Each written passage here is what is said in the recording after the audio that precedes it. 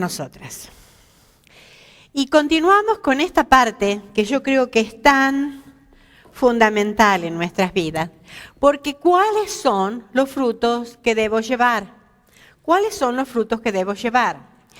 Hemos visto entonces en nuestra primera parte las condiciones, ¿verdad? Ya lo hemos visto, esto es un repaso.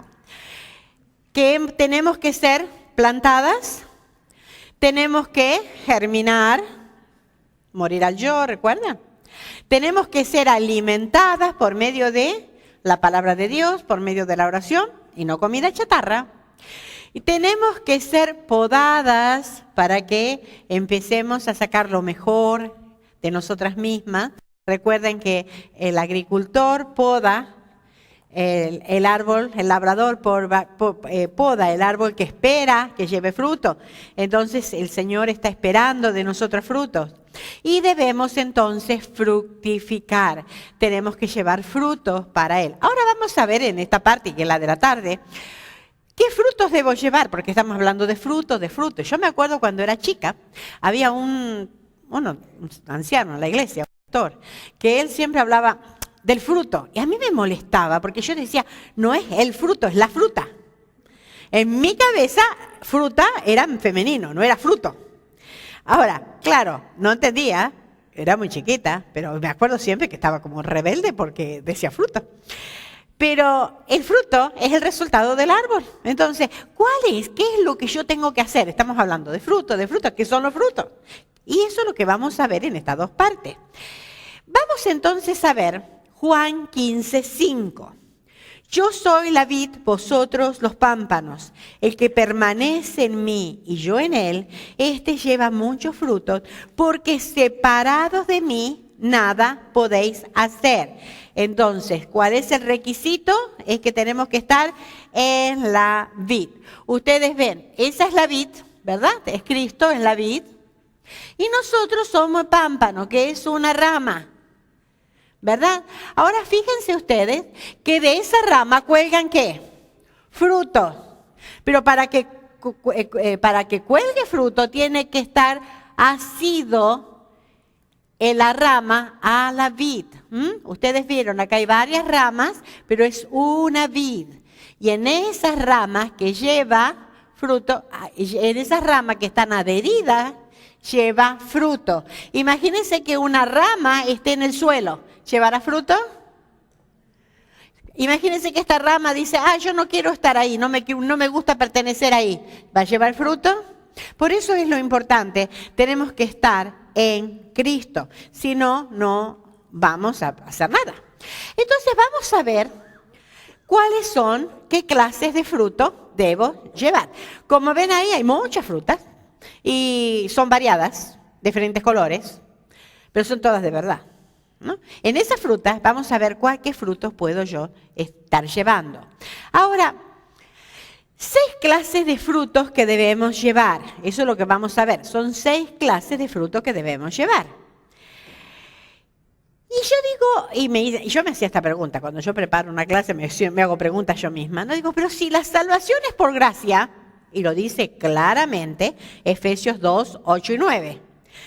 Porque por gracia sois salvos por medio de la fe, y esto es no de vosotros, pues es don de Dios, no por obra, no por fruto, no por obra, no por cosas que hagan, para que nadie se gloríe. Entonces, si la salvación es por obra, si la salvación no es por obra, es por gracia, ¿por qué tengo que hacer cosas? ¿Por qué tengo que obrar? Pero la salvación es por gracia, pero los frutos ¿qué son?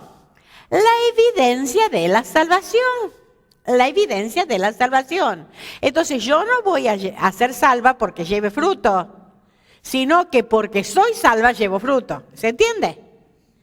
Entonces, el árbol da fruto cuando está plantado. Así nosotras. Primero está plantado. El fin no es el fruto, sino que es el resultado. ¿Recuerdan que habíamos visto que el fruto era el resultado? Lo mismo en nuestras vidas. El resultado de estar plantadas, de germinar y de todo lo que vimos esta mañana, es que yo lleve fruto. Y eso lo dice claramente el versículo 10 de Efesios 2, 8 y 9. Porque somos hechuras suyas, creadas en Cristo Jesús, para buenas obras, las cuales Dios preparó de antemano para que anduviésemos en ellas. Entonces, no soy salva porque haga obras, pero porque soy salva tengo que hacer obras. Dios las preparó. ¿Se entiende esto? Entonces, no es que, a ver, ¿qué cosas voy a hacer para ganarme la salvación? No, la salvación es del Dios. Y nada de lo que yo pueda hacer, voy a ser salva. Puedo ser salva, pero sí, porque soy salva, entonces sí tengo que hacer obras. ¿Para qué? Porque los demás van a conocer que soy cristiana de verdad por mis resultados, por el fruto que llevo. Entonces, esto es lo que vamos a ver. Ahora, vamos a ver en esta mañana solamente un fruto. Y uno me dice, sí, los 5 restantes los vamos a dejar para la tarde. ¿Por qué uno solo? Porque yo creo que este es el más importante. O sea, todos son importantes, pero este marca lo que es un verdadero cristiano. Entonces, recordar que el fruto es el resultado. Es el resultado. Como diríamos, es la consecuencia de ser cristiano. Entonces, ahora, primero, vamos a ver el carácter de Cristo. Por eso decimos que es tan importante este primer fruto. Porque hoy vamos a ver en esta mañana que tengo que ser primero, y después esta tarde vamos a ver 5 que debo hacer. Pero si yo no soy primero, las 5 restantes voy a hacer un desastre, porque voy a poder obrar, pero si no tengo el carácter dominado como el carácter de Cristo, voy a hacer desastre. En la iglesia, en donde me mueva, voy a hacer desastre. Entonces es importante, por eso tenemos que prestar mucha atención, porque hoy vamos a ver cómo tengo que ser, digamos, por dentro, para que después ese fruto, y lo vamos a ver que se manifiesta, pueda manifestarse por afuera en obras. Pero primero vamos a ver lo que tengo que ser para después hacer. Entonces, el carácter de Cristo, Gálatas 5, 22 y 23. Creo que muchas de nosotras lo sabemos de memoria, ¿no? Mas el fruto del Espíritu es amor, gozo, paz, paciencia, benignidad, bondad, fe, mansedumbre, templanza. Contra tales cosas no hay ley. Ahora, somos muy, lo decimos, ¿y cuántas veces lo hemos memorizado y lo hemos dicho? Ahora, ¿cuáles son esas características? ¿Realmente no hemos puesto a pensar qué quiere decir cada una de esas características? Bueno, vamos a ver si esta mañana llegamos a hacerla. Entonces, ahí está la vid. Amor, gozo, paz, o sea, no es la vid, la rama, que es lo que tengo que evidenciar, Paciencia, benignidad, bondad, fe, mansedumbre y templanza. Forma un fruto. Quise hacer una vid. No, ni en computadora soy buena para dibujar. Pero quise hacer una vid. Pero, ¿saben? Estas 9 características es un fruto. Pero fíjense que en este fruto no me está diciendo tienes que producir este fruto, sino que es el fruto del Espíritu Santo. Pero sí yo tengo que estar trabajando en cada una de estas características. No lo puedo crear, no lo puedo inventar, ni siquiera lo puedo copiar. Ninguno del mundo puede decir, a ver cómo es esto, voy a copiarlo. Vamos a darnos cuenta de que es imposible copiar estas características. Pero por la gracia de Dios, Él nos la dio a cada una de nosotras. Entonces vamos a arrancar con el primero, que es, la primera característica es amor. Que el griego quiere decir agape. En griego hay varias palabras, no nos vamos a estudiar una clase de griego acá, pero hay varias palabras que se traducen siempre amor. Pero amor ágape es el amor que Dios nos tiene. No es un amor, es amar como Dios nos ama. Y fíjense que ese fruto que está en cada uno de aquellos que creen en Cristo como su Salvador, cada una de las cristianas genuinas, no las de cristal, las manzanas de cristal, las cristianas genuinas, todas tenemos este fruto. Ahora, ¿cómo es este fruto amor? ¡Wow! Cuando nos ponemos a pensar cómo Dios nos ama. Ahora, ¿cómo es ese amor? Es un amor sacrificial. Fíjense que ese es el amor de Dios, porque es un amor ágape. No es el amor romántico. No es que Dios dijo, ay, yo estoy enamorada de Esther. La he visto y la verdad que caí en amor con Esther. Porque ella es... No. Si me amara por lo que yo soy, no me amaría. Él me ama por lo que Él es, por eso es un amor sacrificial. No es un amor romántico, es el amor de Dios. Y Él me pide que yo debo amar de esta manera, sacrificialmente. ¿Cómo es el amor de Dios? Juan 3:16 dice que es un amor que da, porque de tal manera amó Dios al mundo que dio a su Hijo unigénito. Dio, es algo que da, sacrificio, no lo que sobra. No mandó a un viejito de los más ángeles, los más viejitos que había por ahí. A ver, no tenés nada que hacer, te voy a mandar a la tierra. Mandó lo más precioso que había en el cielo, que era Cristo. Es un amor sacrificial. Y eso me pide que a mí tengo que hacer sacrificio cuando amo. En muchas áreas de mi vida me tengo que sacrificar. No nos gusta, no es popular en el mundo. ¿Qué hacen en el mundo? Más aquellos que van a terapia y tantas historias. ¿Qué dice? Desconectate de todo lo que te haga doler. Concéntrate en lo bueno y en lo que te hace feliz y ahí vamos. Dios me dice lo contrario. Renuncia a tu ser, renuncia a tu yo y ama sacrificialmente. Eso es lo que Dios hizo y lo que Dios pide de mí. Es un amor inmerecido. Dios me ama a pesar de Romanos 5, 8 y 10. Dice, mas Dios muestra su amor para con nosotros en que siendo aún pecadores, ¿qué? Cristo murió por nosotros. Miren si nosotros leeríamos así.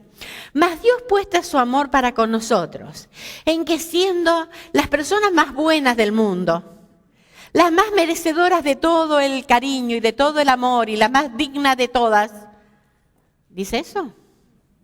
Pecadores. Cristo murió por nosotros.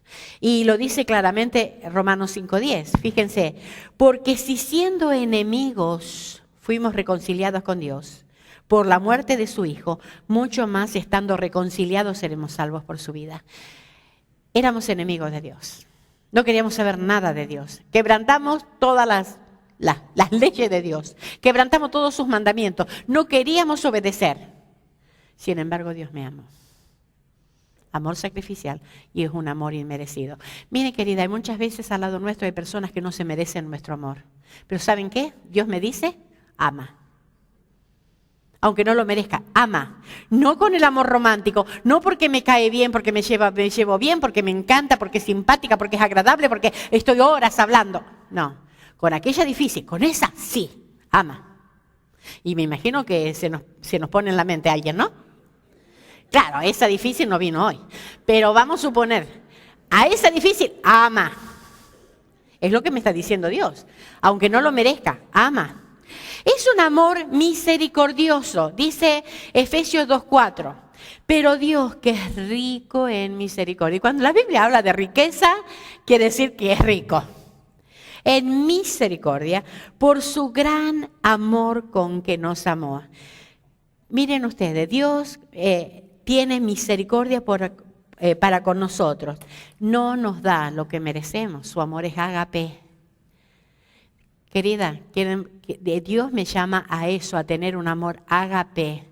No demos lo que el otro se merece.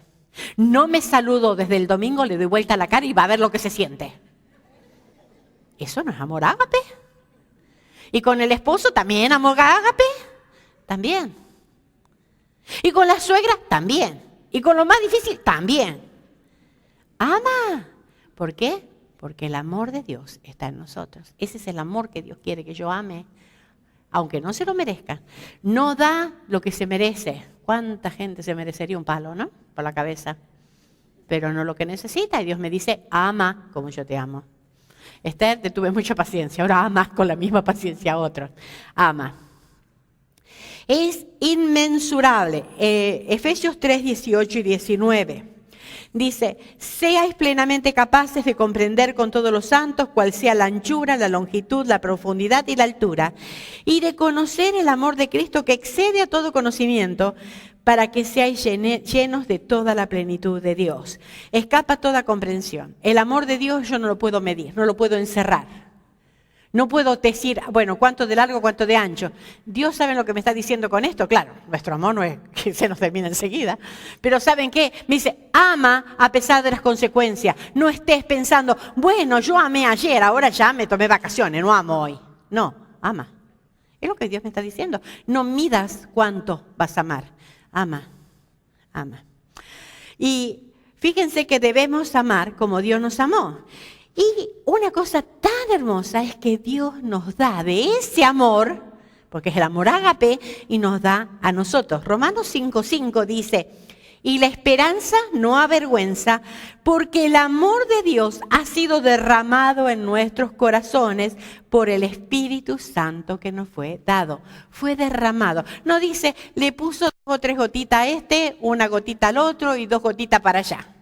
Hay personas que parece que el Señor se le terminó el frasquito de las gotitas porque no ama para nada. No dice eso. Se derramó. Quiere decir que sobreabundó. Y eso es lo que Dios me ha dado. Me ha dado de su amor por medio del Espíritu Santo. Y me dice, ama de esta manera. Ama de esta manera. Ahora, es un mandato y no es opción. Efesios 5:2 dice, y andad en amor como también, fíjense, Cristo nos amó y se entregó a sí mismo por nosotros. Ofrenda y sacrificio en olor fragante. Andad en amor. ¿Cómo quién? Como Él nos ama. ¿Se dan cuenta cómo tenemos que amar? De la misma manera. Ahora, ¿a quiénes? ¿A quiénes debo amar? ¿A quiénes? Primero, a Dios. Mateo 22:37 dice, y Jesús le dijo, amarás al Señor tu Dios con todo tu corazón, con toda tu alma y con toda tu mente. Quiere decir, ama al Señor en primer lugar. Ama al Señor más que te amas a ti misma. Ama al Señor más de lo que pues, que no estés midiendo para amar a Dios. Ama con todo tu ser, que sea el primero en tu vida. No midas consecuencias, ama al Señor con todo tu ser. Pero también me dice que tengo que amar a los hermanos. Bueno, amar a Dios es fácil, porque Él me amó, yo le amo. ¿Pero qué? ¿A los hermanos? Bueno, dice Juan 15:12. Este es mi mandamiento, que os améis unos a otros como yo os he amado. Fíjense que la medida siempre es esa. Como Cristo amó, como Dios amó. ¿Por qué? Porque el amor que tenemos es el mismo. Es el mismo. Él nos ha dado ese amor ágape. Que no lo usamos porque nos amamos más a nuestro yo es otra cosa. Nos amamos más a nosotras mismas es otra cosa. Pero Dios me dice, ama, ama, como yo os he amado. Y fíjense, 1 Juan 4:20-21 dice, si alguno dice, yo amo a Dios y aborrece a su hermano, es mentiroso, pues el que no ama a su hermano a quien visto, ¿cómo puede amar a Dios a quien no ha visto? Y nosotros tenemos este mandamiento de Él. El que ama a Dios, ame también a su hermano. No podemos decir, yo amo a Dios y no amo a los hermanos. No puedo decir, yo sirvo a Dios, pero no a mí todas estas, por favor, ninguna.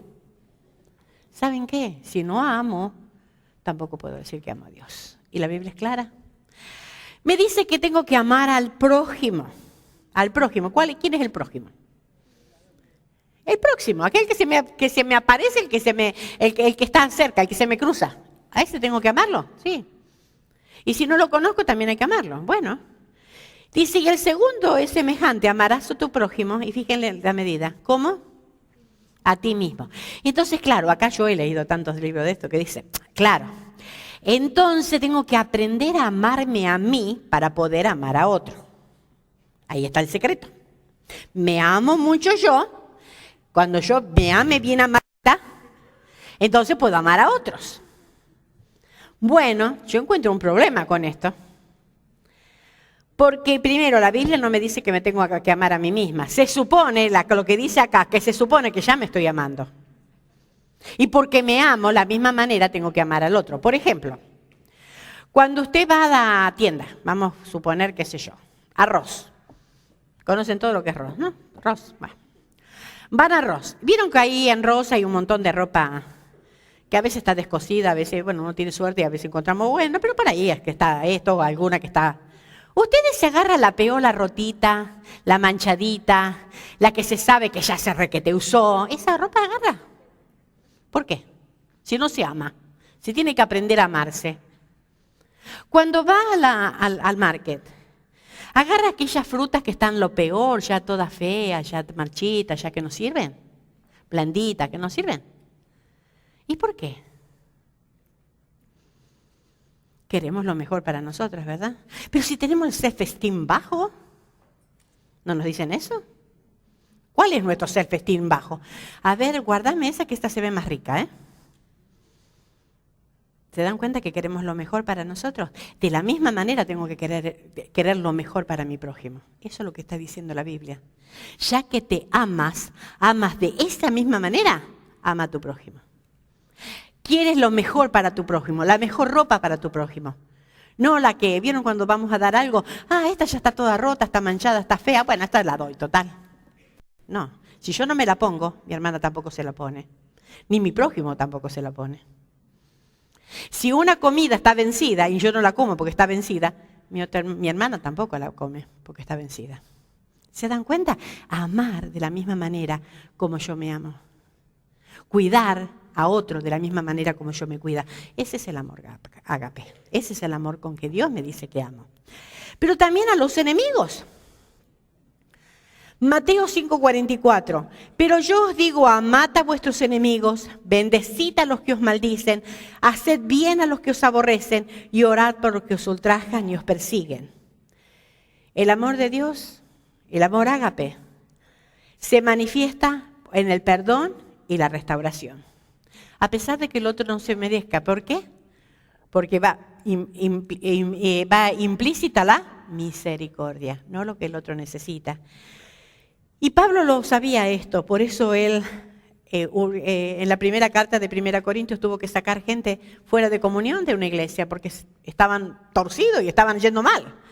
Sin embargo, cuando escribe la segunda carta, les dice que los perdonen, que los restauren. Fíjense en 2 Corintios 2:8, dice, por lo cual os ruego que confirméis el amor para con él. Confirmar. La persona se había portado mal, pero ahora se había arrepentido. Restáurenlo. Restáurenlo. ¿Cuántas dudas tenemos nosotros, verdad? Sin embargo, Dios me dice, ama. Ama aún a aquellos que no se merecen tu amor. Porque Dios no nos amó porque lo merecíamos. Nos amó por lo que Él es. Y amó porque Él eligió amarme. Lo mismo tengo que ser yo. Yo digo, lo llamo a Él Padre, pues tengo que ser como Él es. Y no tengo excusa. El amor es fruto del Espíritu Santo. Yo lo tengo, me lo derramó.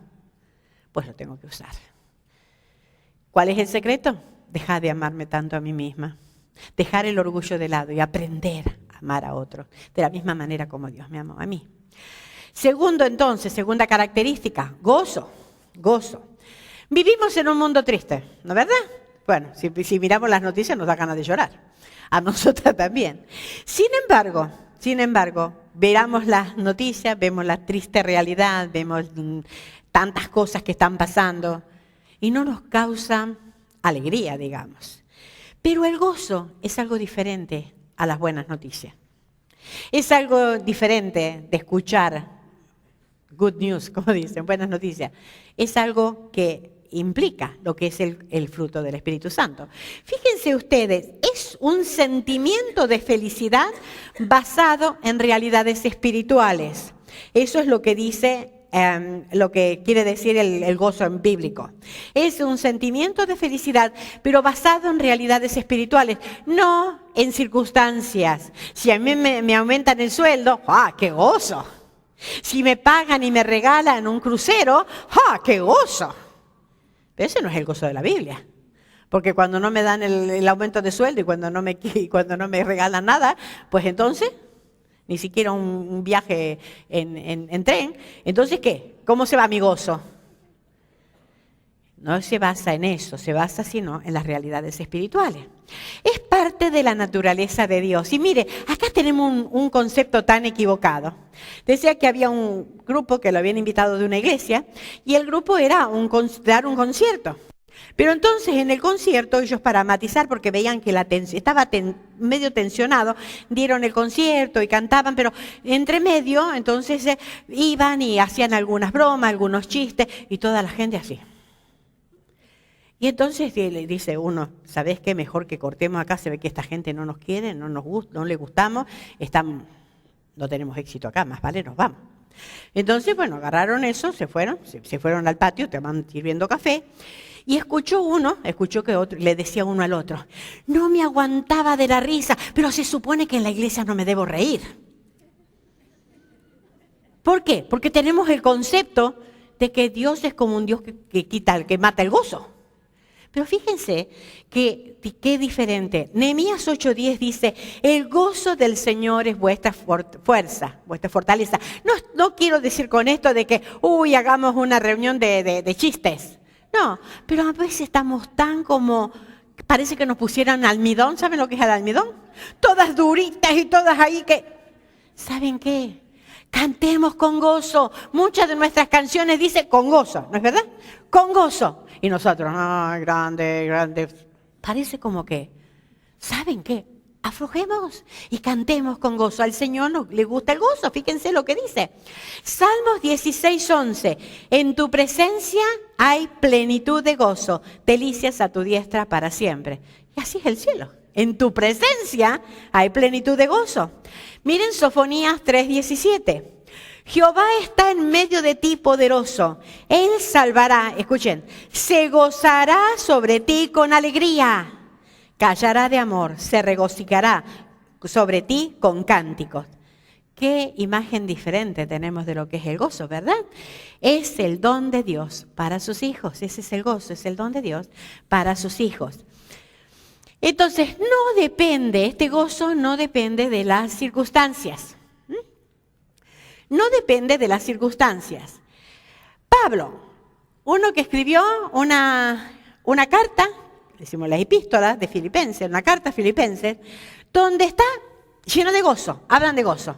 Pero miren ustedes, Filipenses 4:4, dice, regocijaos en el Señor siempre. Otra vez os digo, regocijaos. Ahora, ¿cuáles eran las circunstancias de Pablo? Estaba encadenado a 2 guardias día y noche. El capítulo 1 de Filipenses nos habla de que estaba rodeado de personas envidiosas, celosas y contenciosas. Eso es lo que habla el capítulo 2. Si ustedes lo leen, la gente dice que algunos estaban predicando por celos y contienda. Capítulo 3, capítulo 2, se encontraba solo.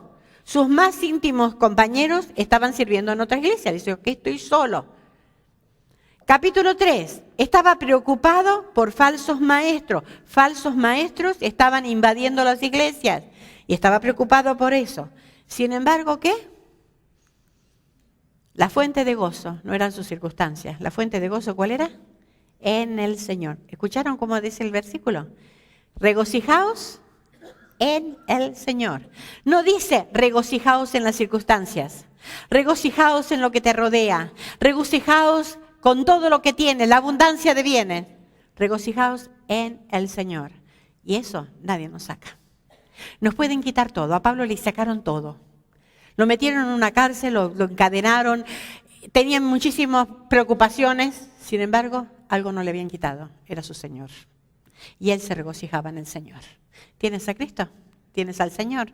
Regocíjate en Él. No en las circunstancias.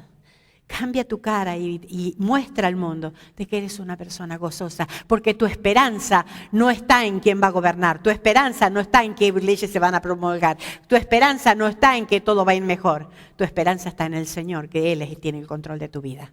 Y Él tiene el control del mundo. Entonces, empecemos a mirar lo que miraba Pablo. Entonces, no depende de emociones humanas. Fíjense ustedes, Salmos 13, David mira sus circunstancias. Fíjense el versículo 1 y 2. ¿Hasta cuándo, Jehová? ¿Me olvidarás para siempre? ¿Hasta cuándo esconderás tu rostro de mí? ¿Hasta cuándo pondré consejo en mi alma, con tristeza en mi corazón cada día?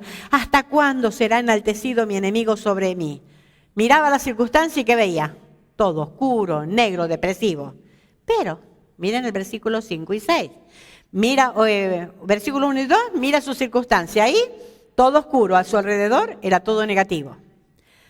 Versículos 5 y 6. Mira al Señor, fíjense lo que dice. Mas yo en tu misericordia he confiado. Mismo salmo, versículos abajo. Mas yo en tu misericordia he confiado. Mi corazón se alegrará en tu salvación. Cantaré a Jehová porque me ha hecho bien. Las circunstancias no cambiaron. Seguían la misma. Estaba perseguido, se supone que estaba metido en cuevas, perseguido, procuraban su muerte, rodeado de envidia, rodeado de injusticia, rodeado de todo. Las circunstancias siguieron. ¿Qué cambió para cambiar el tono del salmo? Cambió su mirada.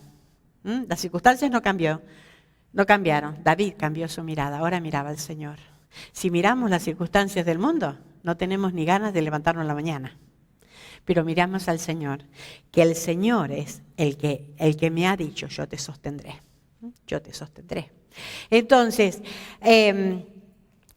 no depende del temperamento natural. Hay personas que nacieron con ánimo más positivo que otros. Otras nacieron medias melancólicas, ¿no? Pero no depende de eso. La melancólica, la tristona, la que tiene carácter no tan alegre, puede estar más gozosa que aquella que tiene, que se ríe todo el día. ¿Por qué? Porque viene de adentro. No depende del temperamento. El gozo fluye del corazón del creyente, sabiendo que sus pecados son perdonados. No hay nada más lindo que saber que mis cuentas están arregladas con Dios. Eso es. Y fíjense, me encantó esta frase, por eso la puse acá. Es la bandera que ondea en el castillo del corazón cuando el rey está morando allí. Si tengo al rey morando aquí, el gozo es la bandera que dice el rey está ahí. Se ve. Se ve. Es un profundo sentido de bienestar al saber que todo está bien entre él y su Señor. Ese es el gozo. Es saber que mis cuentas están claras con Dios. Y es algo interno. No podemos falsificarlo, no podemos imitarnos, podemos decir, ¡ay, qué gozosa estoy! ¿Saben qué? No dura mucho. El gozo fluye de adentro. Entonces, lo vamos a disfrutar cuando aprendemos que someter nuestra voluntad a la voluntad de Dios. Ahí lo aprendemos a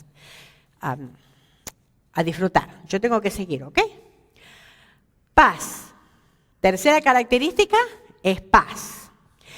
Si el gozo alude al sentimiento del corazón, que es el resultado de estar en correcta relación con Dios, gozo, entonces sentimiento del corazón como resultado de estar en correcta relación con Dios, ¿verdad? Eso es lo que vimos. La paz se refiere a la tranquilidad mental al saber que somos salvas. Es la tranquilidad mental, no es la tortura. Cuando se pase de este tiempo, cuando se me pase la vida, ¿a dónde voy a ir? Cuando yo sé que todo está bien entre mí y Dios, yo tengo paz mental. Y el griego, no voy a poner la palabra de griego, pero quiere decir tener todos los asuntos en orden, todo se encuentra en su lugar tal como debería estar. Es como con Dios está todo en su debido orden. ¿Cómo están? Mis pecados perdonados. Cristo es el Señor de mi vida. Ha tomado posesión de mi vida. Pues tengo paz en mi corazón. Sé que mi futuro está seguro en las manos del Señor. Eso es, ¿verdad? Entonces, ¿qué es lo que los cristianos saben para tener esta paz? Porque decimos que es algo mental, ¿verdad? ¿Qué es lo que sabemos? Los creyentes saben que, primero, están en lugar seguro. Eso lo dice Juan 10, 27, 29. Están en las manos de Cristo, en las manos del Padre y nadie los puede sacar de ahí. Estamos en sus manos. Nadie nos puede arrebatar de las manos del Padre ni del Hijo. Estamos en lugar seguro. ¿Cómo no vamos a tener paz? Aunque todo se mueva. Aún en medio de guerra podemos tener paz. ¿Por qué? Porque la guerra es externa, la paz es interna. Yo toda mi vida está en lugar seguro.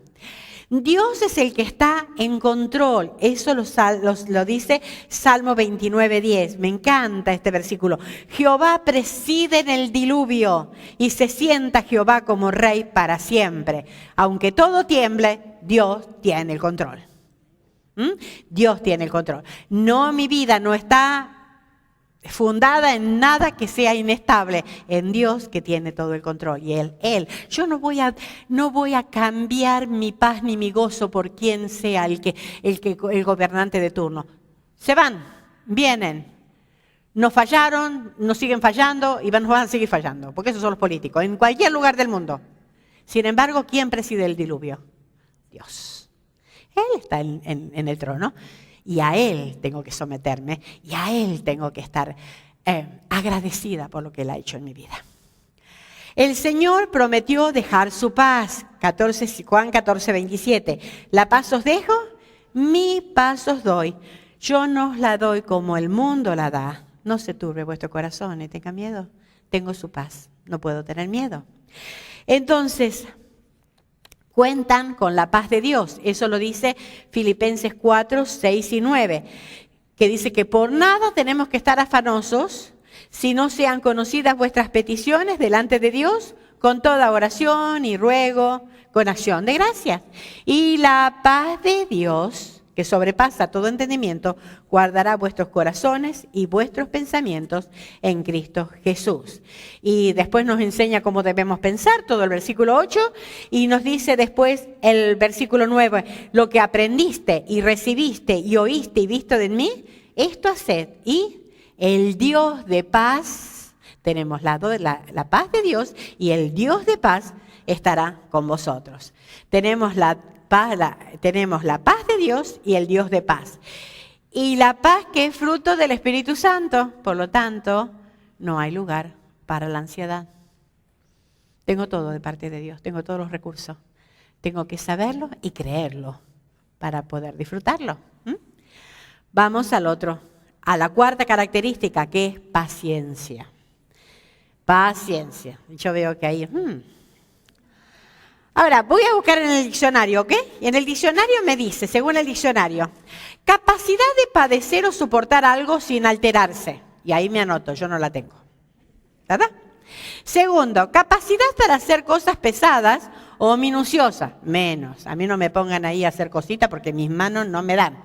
Yo enseguida cuando no me sale la tiro y ya, vamos otra. ¿No? Tampoco me da.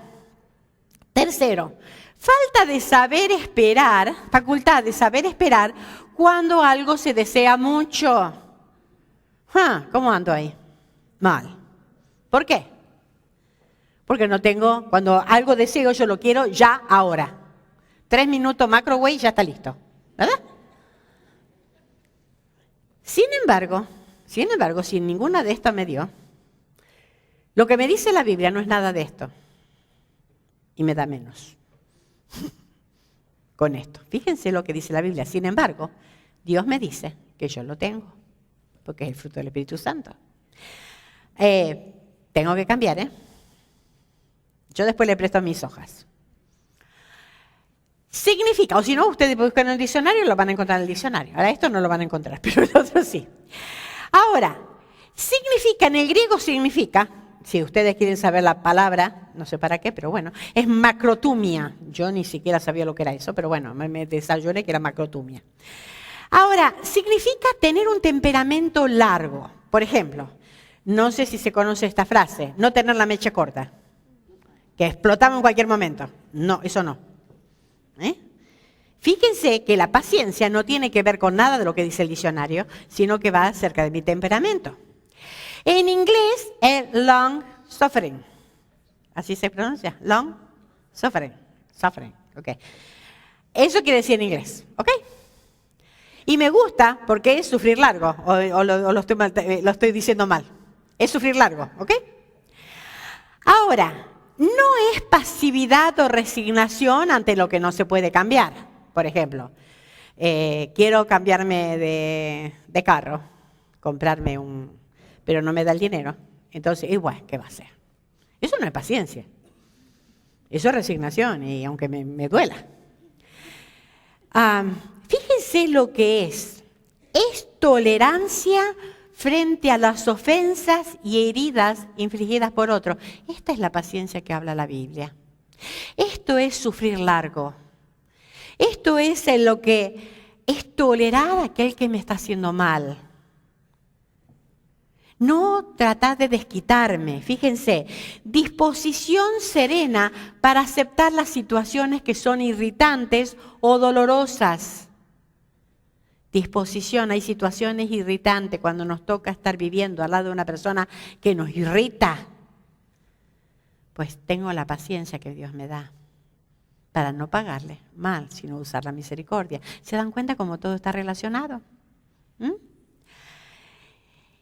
Es poder vengarse, pero elige no hacerlo. Esa es la paciencia. Tengo todo para poder vengarme, pero sin embargo, no lo hago. Aunque me hicieron mal, aunque me hacen la vida cuadrito, sin embargo, yo confío en que hay un Dios, está encima de todas las cosas y que Él va a poner cada cosa en su lugar.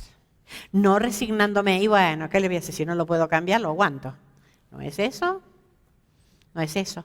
Es tener el control de decir, yo puedo vengarme de esto. Sin embargo, no lo hago. ¿Por qué? Porque confío en mi Señor.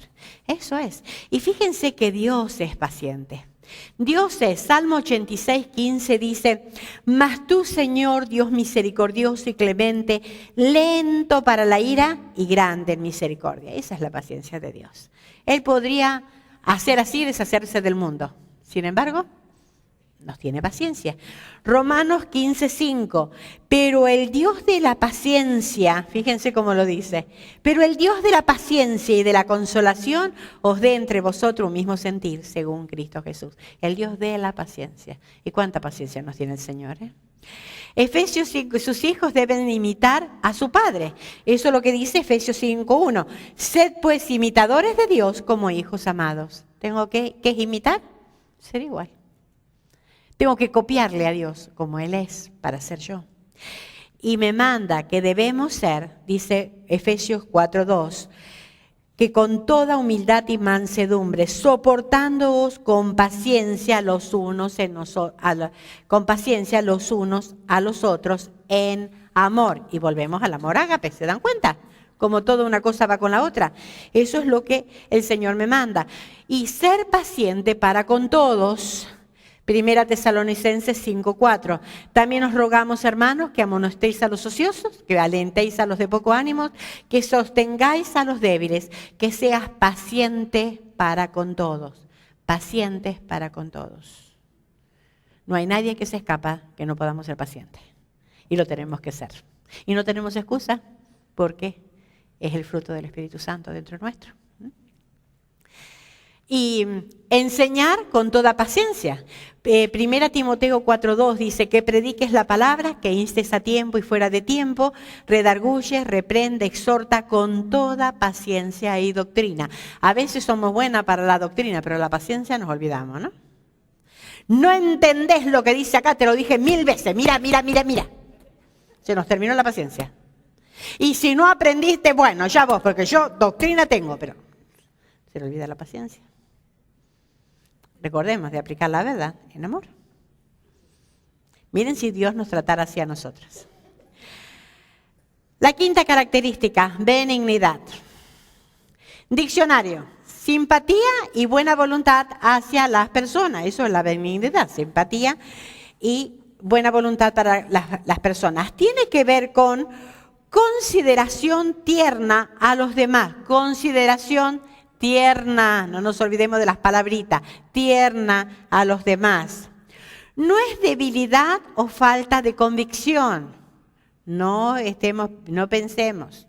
La benignidad, podemos mostrarnos buenos, podemos hacer cosas benignas, buenas, y benigno no es solamente lo contrario a lo maligno, es que tenemos que hacer las cosas buenas, ¿ok? Eso es lo benigno. Es el deseo genuino de tratar a los demás con benevolencia. Yo creo que estos carteles tendríamos que ponerlos en las iglesias, ¿verdad? Tratar a los demás con benevolencia, también en el refri, en nuestro hogar. Carteles donde nos dice cómo tenemos que tratarnos. ¿Cómo mejoraría nuestras relaciones interpersonales? ¿Verdad? Pero entonces, ¿cómo nos trata Dios? ¿Cómo nos trata Dios a nosotros? A los que sufren, fíjense Salmo 147:3. Él sana a los quebrantados de corazón y venda sus heridas. ¿Cuántas veces vamos quebrantadas de corazón a Dios? Y muchas veces por cosas que nosotras mismas nos hemos hecho. Sin embargo, ¿qué hace el Señor? No nos reprocha, no nos dice, viste, yo te dije, te avisé, y de ahora ya lo hiciste, ahora arréglate, a ver cómo lo haces. No dice eso. ¿Qué hace el Señor? sana y venda sus heridas. Y venda sus heridas. Ahora, hay muchos heridos de guerra entre nosotros, ¿verdad? El pecado nos trae gente con heridas de guerra, digo yo, porque nos trae mucha gente herida, mal, no comprendida, golpeadas en el mundo. Y viene a la iglesia y ¿qué encuentra? Aprendamos a tratar con benignidad como Dios nos trata a nosotros. Aprendamos porque eso es lo que Dios quiere, que nosotros mostremos el carácter de Dios. Sana a los quebrantados de corazón y venda sus heridas. Nuestro Señor, Lucas 4, 16 al 21, Él dice ahí que cuando el Señor abrió, la Biblia le dieron, cuando fue a la sinagoga, como era su costumbre, le dieron los rollos para abrir y cuando Él abrió y leyó esto. Y ahí dice, me ha enviado a sanar a los quebrantados de corazón, a pregonar libertad a los cautivos y vista a los ciegos, a poner en libertad a los oprimidos, a predicar al año agradable del Señor. El Señor vino a cumplir todo lo que Dios es en el cielo. Así era Jesús en la tierra. Por lo tanto, Él me vino a mostrar lo que quiere que yo haga con los demás. Mostró en forma práctica la consideración tierna de Dios. ¿Cómo es Cristo? ¿Cómo era Cristo en la tierra? Así es Dios en el cielo. La consideración práctica, la consideración tierna de Dios. Entonces, vino el Señor y nos mostró cómo es Dios, pero también nos vino a mostrar cómo quiere que nosotros seamos. Vino a mostrarnos su carácter y de eso se trata. Ahora, ¿cuál es el ejemplo de Jesús? El ejemplo de Jesús. Jesús y los niños, Mateo 19, 13 a 14. ¿Cuántas tarjetas hoy recibimos y decimos, por favor, sin niños, verdad? Y hay esto, pero sin niños. ¿Y qué hizo el Señor? Fíjense. Entonces le fueron presentados unos niños para que pusiesen las manos sobre ellos y orasen. Y los discípulos les reprendieron. Pero Jesús dijo, dejad a los niños venir a mí y no se lo impidáis, porque de los tales es el reino de los cielos. El Señor tomó a los niños. Y muchos dicen que tomándolo en otros evangelios, tomándolo en los brazos, los bendijo. Es consideración tierna hacia los niños. ¿Cómo somos nosotros con los niños? Claro, nuestros nietos son los más preciosos. ¿Y con otros nietos, con otros niños que no son tan nietos? ¿Cómo somos? ¿Tenemos consideración tierna? Jesús y los que sufren. Mateo 11, 28 al 29.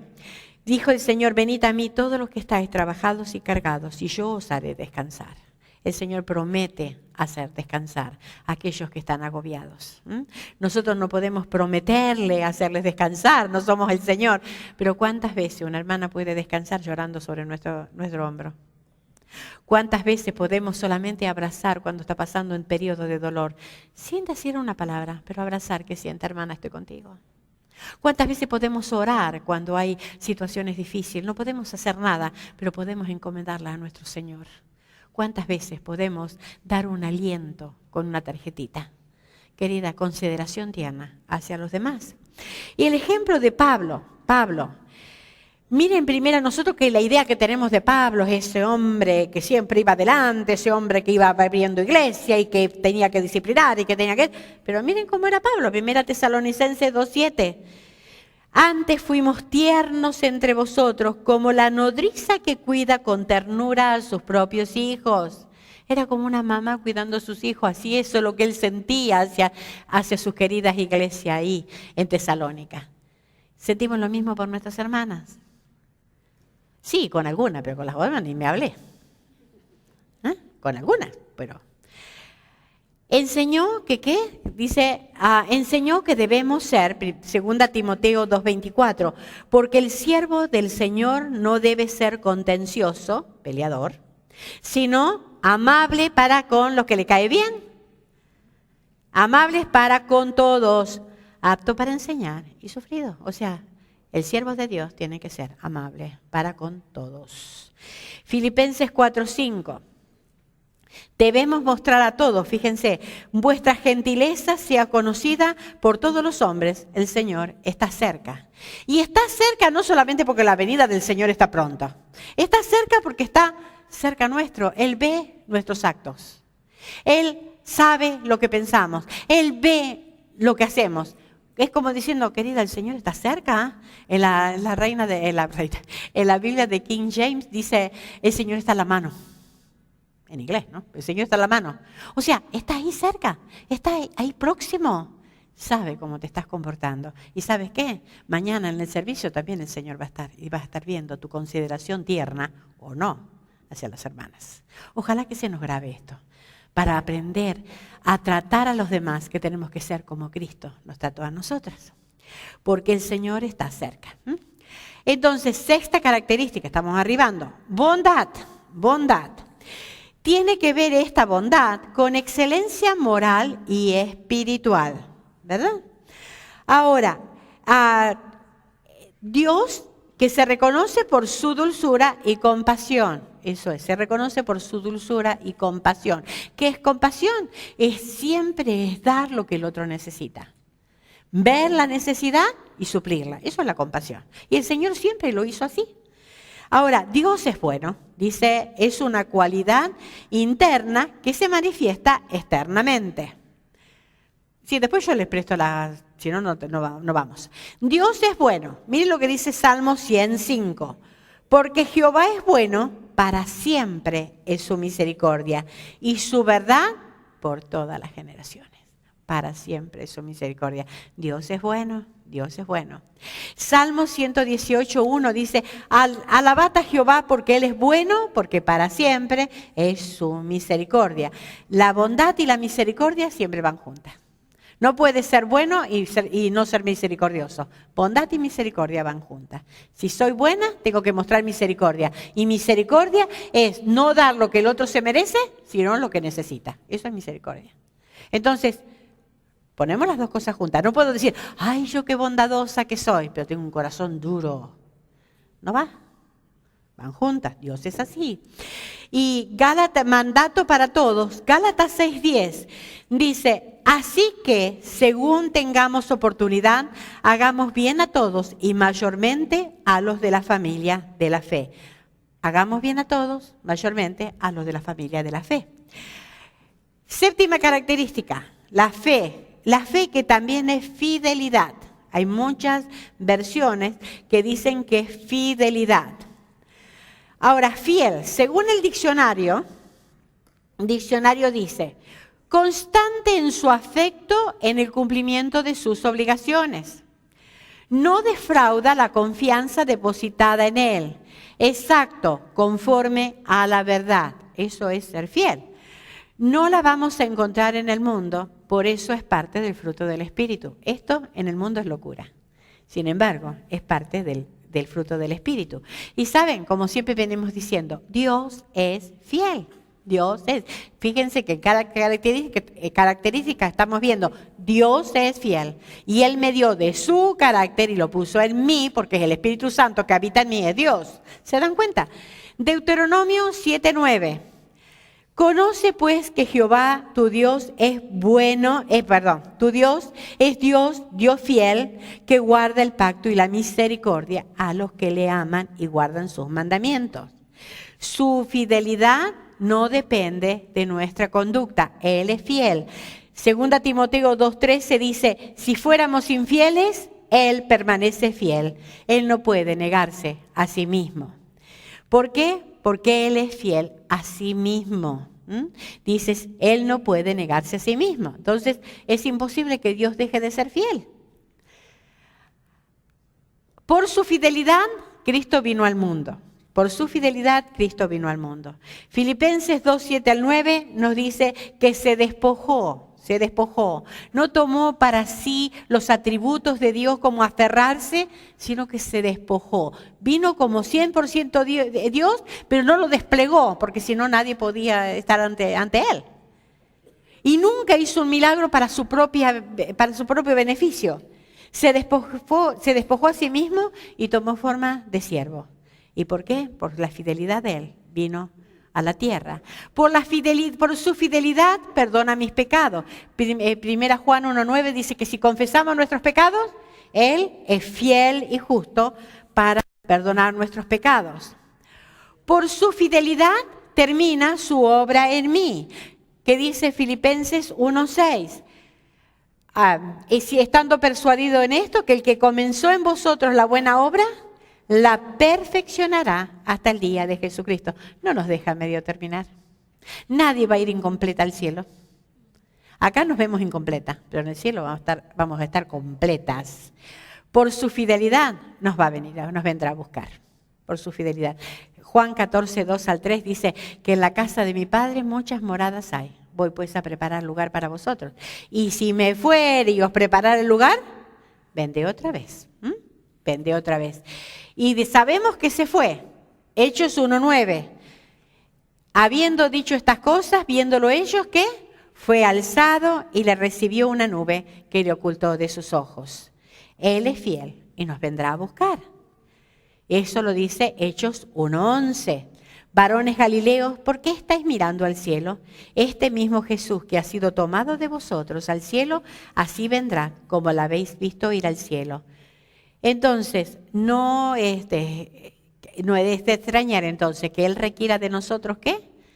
Que seamos hallados fieles. 1 Corintios 4:2 dice, ahora bien, se requiere de los administradores que cada uno sea hallado fiel. ¿Y qué administramos nosotros? Estamos administrando los negocios del Padre. Esos son lo que estamos administrando. Estamos administrando los negocios del Padre. Seamos fieles en lo que Él nos puso en nuestras manos, ¿verdad? La octava característica, y ya arribando, es mansedumbre. Mansedumbre. Es la actitud humilde y amable que permite la sumisión paciente en medio de las ofensas, libre por completo de cualquier deseo de venganza. Es poder hacerlo y sin embargo no lo hago. ¿Por qué? Es poder bajo control. Tengo todo el poder para poder hacerlo y sin embargo no lo hago. Eso es mansedumbre. No es resignación, porque bueno, cuando no puedo, imagínense que si viene un grandote así, ¿cómo lo voy a pelear? Bueno, no puedo, pero si viene uno chiquitito, ¿sabes qué, mijo? Salí de mi lado porque te hago así y te tumbo, ¿no? Si voy en el freeway y yo tengo mi Corolita, todo el mundo se me mete, porque se aprovechan porque es chiquito. Pero si tuviera un track grandote, ¿quién me anima? Pero la mansedumbre es que aunque tenga el track grandote, yo dé el paso. Esa es la mansedumbre. Lo podría no darle el paso, porque ¿quién se me va a animar? Pero si es mansedumbre, le doy el paso. ¿Se dan cuenta? Entonces, esa es la actitud que tenemos que tener. Ejemplo, Moisés. Moisés, cuando la hermana lo critica y el hermano lo critican y le dicen que él quería tomar el liderazgo él solo, sin embargo, Dios que escucha, Dios lo llama y Dios le dice, Moisés, tú eres el líder, tú eres el líder. Y a María la pone leprosa, la deja leprosa. ¿Y Moisés qué hace? ¿Viste María? Venía a hablar mal de mí. Me gusta, aprende la lección. No. Dice que era el hombre más manso. ¿Y qué hace? Ora y dice, Señor, te pido, sánala ahora. Lean el pasaje, es muy interesante. ¿Por qué? Sánala ahora. Ahora. No le dice, bueno, vamos a ver si realmente está. No. Era el hombre más manso. ¿Y qué de Jesús? Jesús, Mateo 11:29 dice, llevad mi yugo sobre vosotros y aprended de mí que soy manso y humilde de corazón y hallaréis descanso para vuestras almas. Entonces, ¿cuál era el secreto? No es una postura externa, viene del corazón. Y Pablo dice en 2 Corintios 10:9, yo Pablo ruego por la mansedumbre y ternura de Cristo. Fíjense cómo era el Señor. Era el manso de corazón y tenía ternura tierna, o sea, tenía consideración tierna a los demás, ternura de Cristo.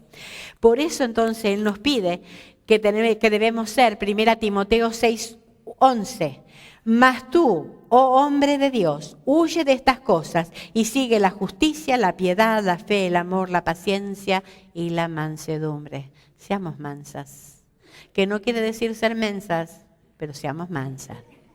Seamos mansas. Es poder hacerlo, sin embargo, no es, prefiero hacerme la tonta, ¿no? Como a veces decimos, prefiero hacerme la tonta. No, es, mira, te escuché, sé lo que dijiste, pero ¿sabes qué? Mi resolución de mi corazón es devolverte bien y no el mal. Eso es mansedumbre.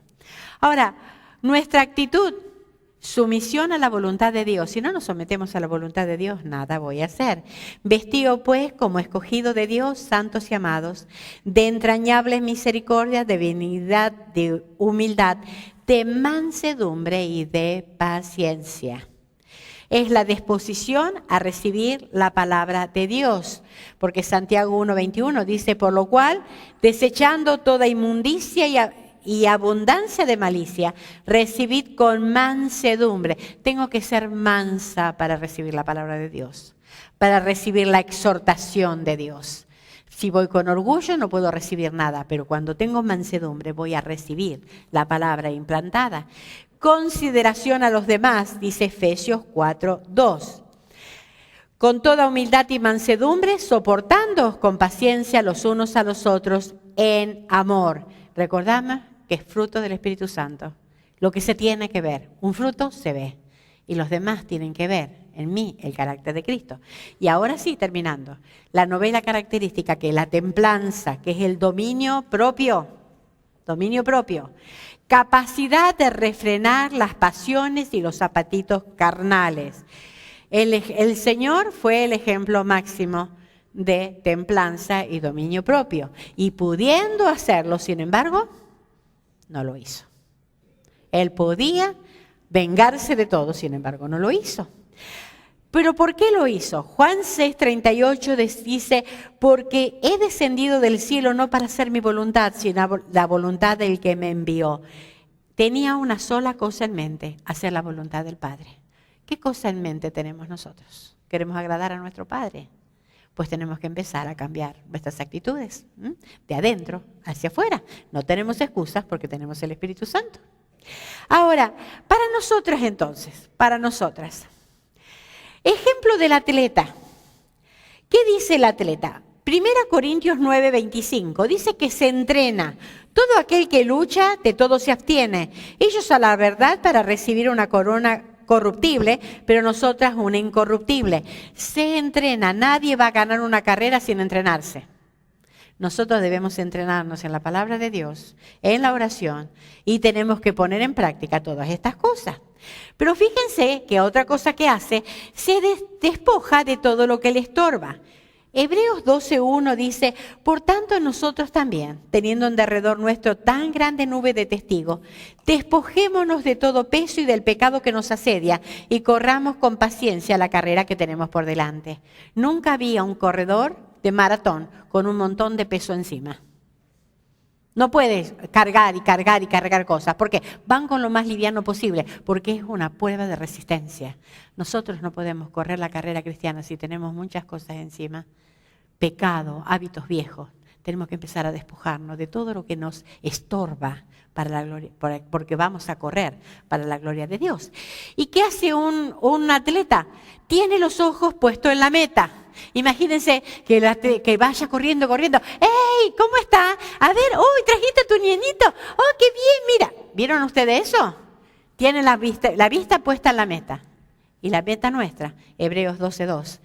Puesto los ojos en Jesús, el autor y consumador de la fe, el cual por el gozo puesto delante de él sufrió la cruz, menospreciando el oprobio, y se sentó a la diestra del trono de Dios. Si tenemos la mirada puesta en la meta, no nos vamos a entretener con nada. Tenemos entonces todos los recursos sobre nosotros. Tenemos el Espíritu, su Espíritu. 1 Timoteo 1:7. Porque no nos ha dado Dios espíritu de cobardía, sino de poder, de amor y de dominio propio. Lo tenemos todo. Tenemos el fruto del Espíritu Santo, tenemos el amor de Dios que se derramó en nosotros, por lo tanto, el creyente que manifiesta el fruto del Espíritu tiene lo que dice Romanos 8:29, a los que antes conoció, también los predestinó, para que fuesen hechos conforme a la imagen de su Hijo. Entonces, ¿tienen qué? Tienen el carácter de Cristo. Ojalá que podamos desarrollar en nosotros el ser, para después sí, hacer, como lo vamos a ver en la tarde. Que el Señor nos bendiga.